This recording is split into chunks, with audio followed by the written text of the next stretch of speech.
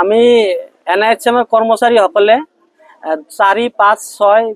March 2025 তাৰিখে কৰ্মবিৰতি ৰূপায়ণ কৰি আছো অল অসম ভিত্তিত আমাৰ যেটো সংগঠন all Assam health and technical welfare association NHM এই সংগঠনৰ অন্তৰ্গত আমি গোটেই কৰ্মচাৰীয়ে এই কৰ্মবিৰতি পালন কৰি আছো আমাৰ দাবী দুটাই এটা হল আমাক হয়তো ৰেগুলাৰাইজ কৰক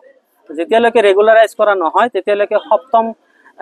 দৰমহা একমতে যি দৰমহা পাওঁ আমি সেইমতে দৰমহা দিব লাগে আমি 2006 ৰ পৰাই NHM কৰ্মৰত যদিও আমাৰ দৰমহা ৰেগুলাৰ কৰ্মচাৰীতকৈ বহুত কম আৰু সেই দৰমহা বহুত নিম্নতম হোৱাৰ কাৰণে আমি বাৰম্বাৰ চৰকাৰক দাবী জনাই আছিলোঁ যে আমাক সম দৰমহা দিব লাগে কিন্তু চৰকাৰে এতিয়ালৈকে দিয়া নাই সেইকাৰণে আমি 3 দিন এই কৰ্মবিৰতি কাৰ্যসূচী পালন কৰিম আৰু পৰৱৰ্তী পৰ্যায়ত যদি চৰকাৰে এই দাবীসমূহ মানি নলয় তেতিয়াহলে আমাৰ সেন্ট্ৰেল কমিটিৰ সিদ্ধান্ত মৰ্মে আমি ইয়াতছে আৰু তীব্ৰ প্ৰতিবাদ কৰাৰ কাৰণে সাজু আছো আমাৰ দাবী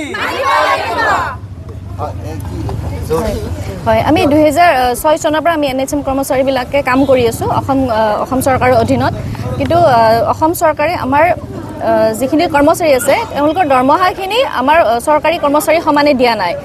আমাৰ মেইন দাবী দুটাই প্ৰথম দাবী হ'ল আমাৰ চাকৰি ৰেগুলাৰ কৰিব লাগে আৰু সেকেন্ড দাবী হৈছে আমাৰ যেতিয়ালৈকে ৰেগুলাৰ নহয় তেতিয়ালৈকে আমাৰ দৰমহাটো সপ্তম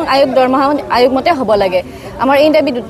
দাবী দুটাই আৰু এই দাবীৰ কাৰণে আমি আগতে বহুত মেমৰেণ্ডাম দিয়া হৈছে ডিস্ট্ৰিক্ট কমিশনাৰ থ্ৰুদিও দিয়া গৈছে মুখ্যমন্ত্ৰী মহোদয়ক আৰু মুখ্যমন্ত্ৰী মহোদয় যেতিয়া স্বাস্থ্য মন্ত্ৰী আছিল অসমত তেতিয়া তেওঁ এটা আমাক এটা দিছিলে প্ৰস্তাৱ এটা দিছিলে নটিফিকেশনত ওলাইছিল গেজেট নটিফিকেশনত তেওঁলোকে আমাক দৰমহাটো সপ্তম আয়োগ দৰমহাতে দিব কিন্তু সেইমতেটো নহলে হেতু কোনো ধৰণৰ কাৰ্যকৰী নহল সময় যেতিয়া গল লাহে পিছত কোভিড আহিল কোভিডৰ সময়তো তেওঁ আমাক ঠগালে সেইখিনি সময়তো আমাক কোনো ধৰণৰ আমাক দৰমহা বঢ়াই নিদিলে তেতিয়াও দিম বুলি ক'লে যে আমি তেওঁলোকক চাম NHM কৰ্মচাৰীখিনিক চাম কিন্তু তেওঁলোকে তেতিয়াও আমাৰ ফালে কোনো ধৰণৰ দৃষ্টি নিদিলে দৰমহাৰ ক্ষেত্ৰত কোনো ধৰণৰ কাৰ্যকৰী নকৰিলে কোনো ধৰণৰ দৰমহা নবঢ়ালে আৰু গতিকে সেইকাৰণে আমাৰ আজি গোটেই all Assam health technical welfare এসোসিয়েশনৰ অধীনত আমি সকলোৱে আমি হোল আসামত 4, 5 আৰু 6 এই 3 দিনৰ কাৰণে কৰ্মবিৰতি ঘোষণা কৰিছো আৰু আমাৰ দাবী দুটাই দাবী যেটো আগতেও কোৱা হৈছে মেমৰেণ্ডামতো দিয়া হৈছে প্ৰথম দাবী হ'ল আমাক ৰেগুলাৰ কৰিব লাগে আৰু সেকেন্ড দাবী হ'ল আমাৰ দৰমহা ৰেগুলাৰ যেতিয়ালৈকে আমাৰ চাকৰি ৰেগুলাৰ নকৰে তেতিয়ালৈকে আমাৰ দৰমহাটো গভৰ্ণমেণ্টৰ যিখিনি চৰকাৰী কৰ্মচাৰী আছে তেওঁলোকৰ সমানে হ'ব লাগে